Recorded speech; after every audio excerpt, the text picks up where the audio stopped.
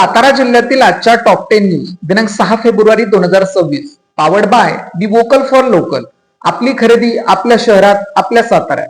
गोंधळू नका, गटांचे उमेदवार पांढऱ्या तर गणांची गुलाबी रंगा.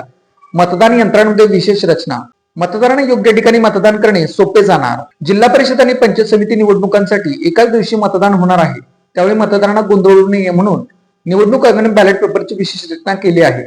वरच्या बाजूस पांढऱ्या रंगात गटातील उमेदवारांची नावे असतील, त्याखाली एक ओळ सोडून गुलाबी रंगात गणातील उमेदवारांची नावे असणार आहेत.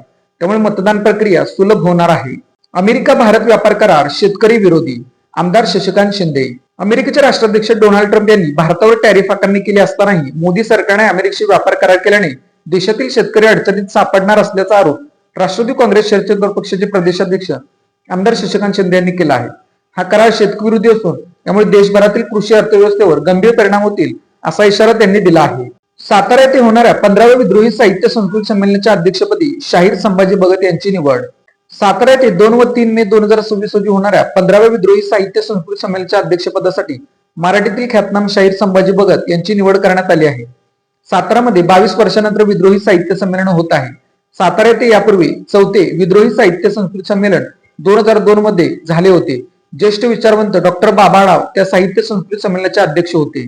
सह्याद्री सहकारी बँकेच्या माजी अध्यक्षांसह 18 जणांवर फलटणमध्ये फसवणुकीचा गुन्हा दाखल.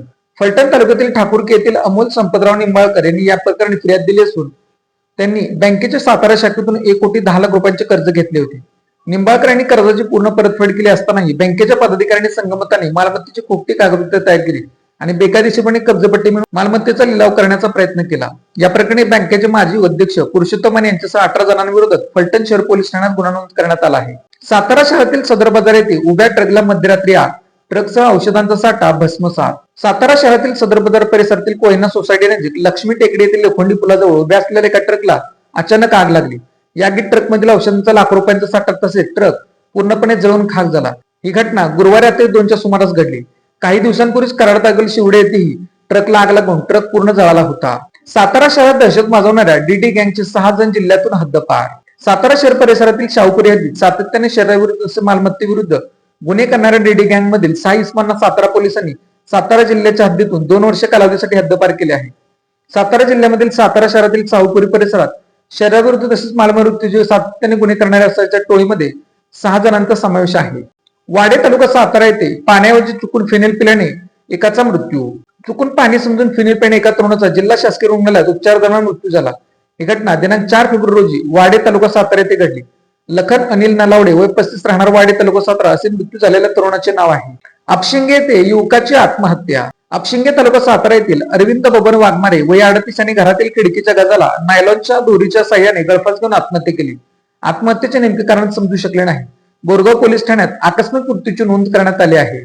खैर वृक्षाच्या तोड प्रकरणी कोरेगाव तालुक्यातील फडतरवाडीचे तिघे वन विभागाच्या ताब्यात. फडतरवाडी तालुका कोरेगाव येथे तब्बल 39 खैर वृक्षांची तोड करून त्याची वाहतूक करण्याचा प्रयत्न करणाऱ्या तिघांना कोरेगाव वन विभागाने ताब्यात घेतले आहे. या कार्यामध्ये खैर वृक्षाचे 39 मुंडके ताब्यात घेण्यात आले आहेत. कोरेगावच्या वन परिक्षेत्र अधिकारी सुरेखा जगदा यांनी ही कारवाई केली. या कारवाईमध्ये वनपाल सुभाष बडदे यांनी भाग घेतला. नवीन खंबाटकी बोगद्यात दुचाकीस्वार ठार, 1 जखमी. नवीन बोगद्यातील दुर्घटनेची पहिली नोंद.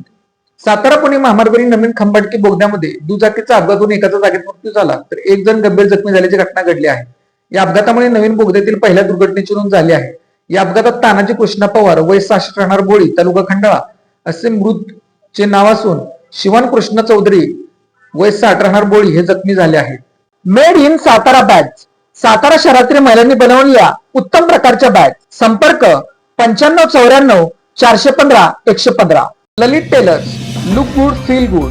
शाळा, कॉलेज, विविध व्यवसाय या ठिकाणी लागणारे जॅकेट बनवून मिळवण्याचे योग्य ठिकाण पवई नाका सातारा. अशाच बातम्यांसाठी जिल्हा सातारा या यूट्यूब चॅनेलला सबस्क्राईब करा. व्हिडिओ आवडल्यास व्हिडिओ लाईक करा, व्हिडिओवर कमेंट करा आणि व्हिडिओ जास्तीत जास्त लोकांपर्यंत शेअर करा.